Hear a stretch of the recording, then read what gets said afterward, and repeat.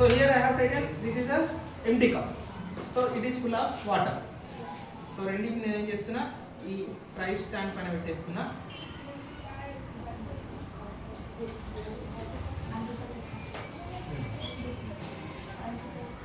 Is it able to burn? Yes. You can observe the smoke. Smoke వస్తుంది చూడండి, అది ఏమవుతుందంటే కాలిపోతున్నాయి చూడండి. సో దానికి మంట అంటున్నారు. సో మరి దీనికి ఏమవుతుంది? ఏమవుతుంది?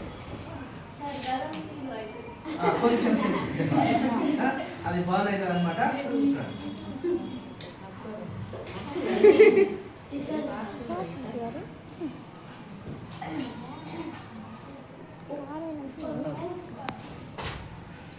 సో చాలా సేపు అయింది, అది మొత్తం కాలిపోయింది. ఇదేమో ఏమి ఇంకా స్టార్ట్ కూడా కాలేదు. సో ఏమవుతుంది ఇక్కడ అంటే what ever the heat taking by the cup is transferring to the water.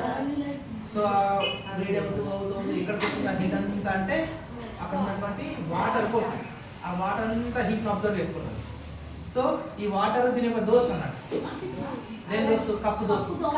కప్పును కాలకుండా protect చేస్తుంది. ఎట్లా ప్రొటెక్ట్ చేస్తుంది? ఆ ఇచ్చిన హీట్ అంతా ఏం చేస్తుంది? వాటర్ తీసుకుంటుంది. అట్లనే మనం సమ్మర్లో చెప్పుకున్నాం, సమ్మర్లో బయట ఎండలో తిరుగుతున్నాం అనుకోండి, మన బాడీలో వాటర్ లేవనుకోండి, లిక్విడ్ లేదనుకోండి, ఏమవుతుంది? డైరెక్ట్గా మన బాడీ అఫెక్ట్ అయిపోతుంది, పడదెబ్బ సన్ స్ట్రోక్ పడిపోతాం. సో అదే మనం బాగా లిక్విడ్ తాగినాం, మంచిగా నీళ్ళు తాగుతున్నాం, మంచిగా జ్యూసెస్ కానీ ఇంకేమన్నా గ్లూకోన్ డి కానీ తాగుతున్నాం, ఏమవుతుంది? మన బాడీకి ఎనర్జీ ఉంటుంది, యాజ్ వెల్ యాజ్ బాడీలో వాటర్ ఉంటుంది. ఎప్పుడైతే ఆ హీట్ వచ్చిందో ఆ హీట్ ఏం అబ్జర్వ్ చేసుకుంటుంది? బాడీలో ఉన్న వాటర్.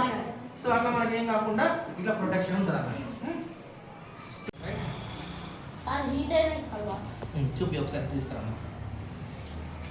వాటర్ రైట్ హీట్ అయినాయి, లైట్గా గోరువెచ్చగా ఉన్నాయి, లూక్ వామ్ అంటాం దీన్ని. సరే ఇంకొంచెం అట్లనే హీట్ చేస్తున్నాం అనుకోండి, ఏమవుతుంది? ఇంకా ఇంకా హీట్ అవుతుంది. సో ఎంతసేపు చాలాసేపు నుంచి మనం కప్పులు హీట్ చేస్తున్నాం, అయినా కానీ ఏమవుతుంది?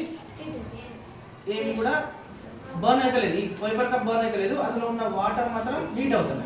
సో దీని మీనింగ్ ఏంటంటే అక్కడ ఇచ్చినటువంటి హీట్ అంతా ఎటు ట్రాన్స్ఫర్ అవుతుందంటే water. So this is ignition temperature. We'll stop here after the